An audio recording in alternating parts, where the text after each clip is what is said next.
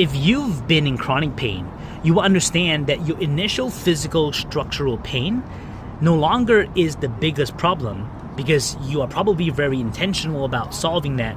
But one thing that is still probably keeping you bound to chronic pain is your lack of awareness that chronic pain isn't just physical, but it is also social and emotional.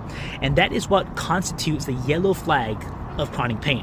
And the yellow flag of the psychosocial aspects of chronic pain and disease, okay, but for the purposes of this video, I'm talking about chronic pain, is often overlooked when it comes to delivering someone out of chronic pain. Now, I won't talk about the physical stuff about pain today. That is something I reserve for other videos. But today I want to give you 3 steps that you can take to understand if you actually are having chronic pain that is social and emotional. Now, number 1, do you actually feel guilty and condemnation about your injury? Perhaps you injured yourself and you couldn't play the game, you couldn't stay the entire 4 quarters of the basketball game, and you may not be able to go for your social activity and all these things, and you end up actually being stuck in that rut, healing from the pain.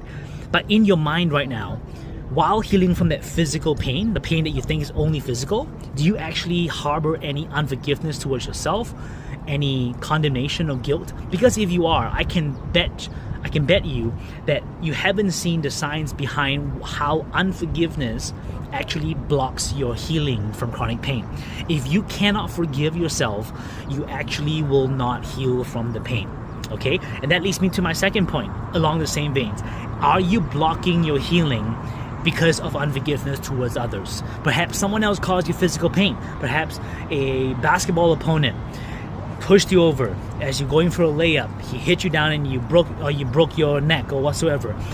Do you harbor unforgiveness towards that person? Because if you are, the chronic pain that is not just physical is actually doing you more social and emotional damage than it should. Okay, that's number 2.